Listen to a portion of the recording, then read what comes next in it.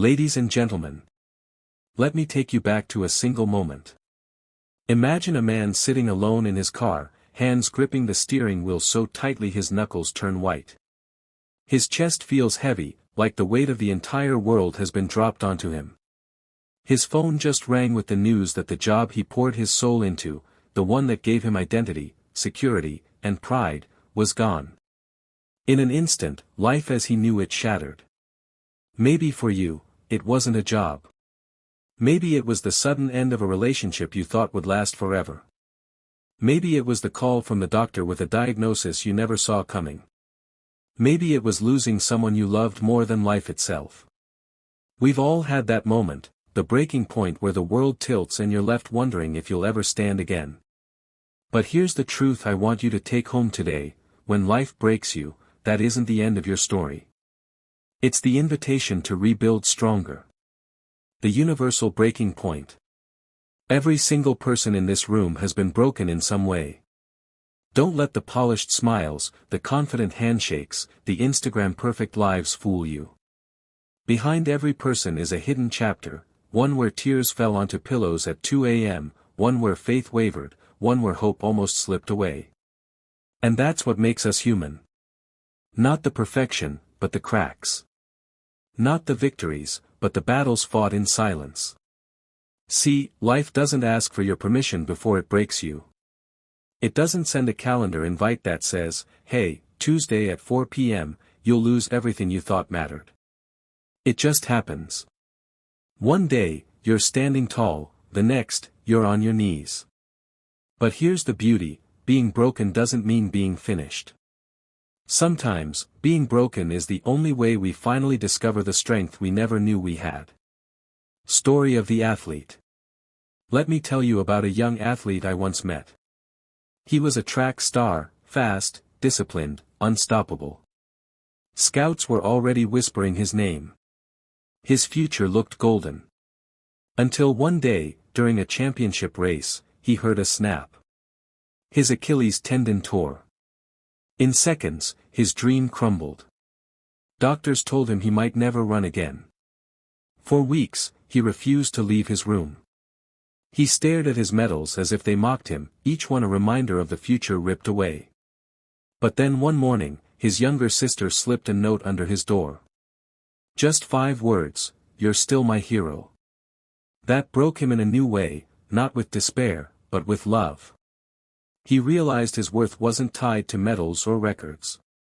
Slowly, with painful steps, he went through therapy. He didn't return to the track as a champion sprinter, but he rebuilt stronger.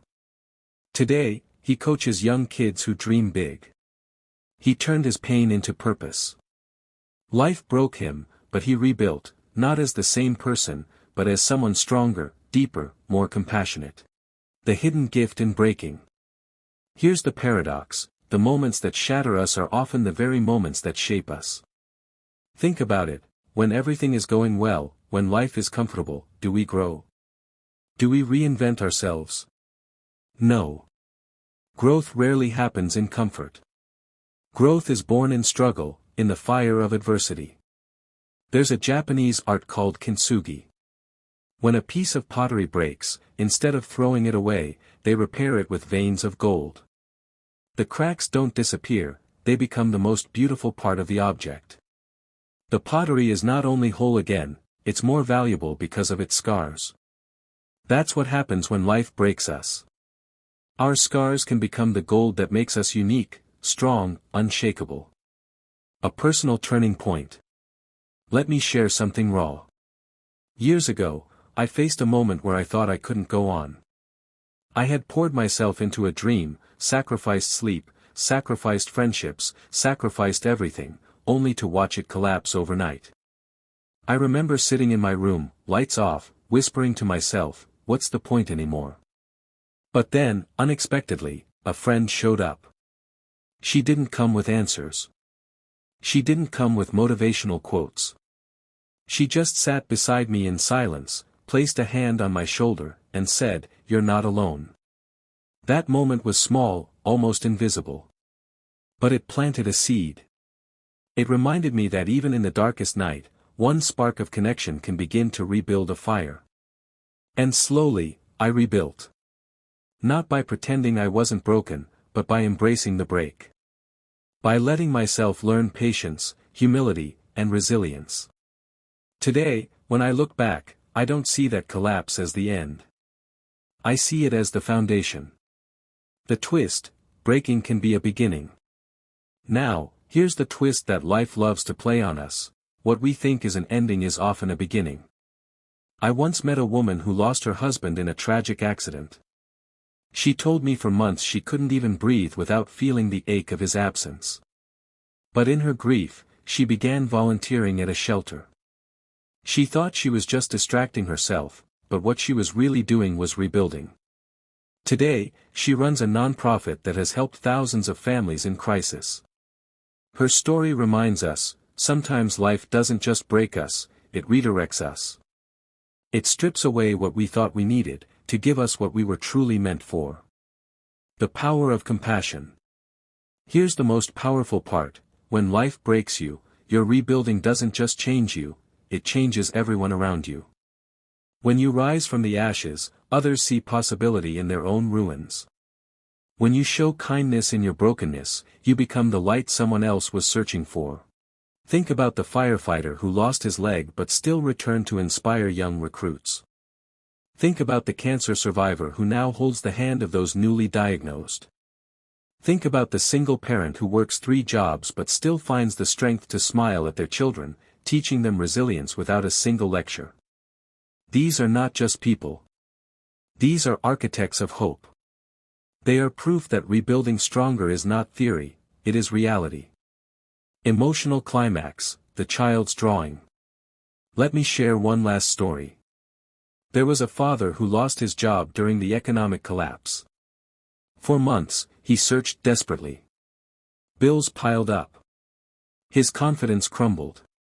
He felt worthless. One night, he walked past his daughter's room and saw her coloring. Curious, he asked what she was drawing.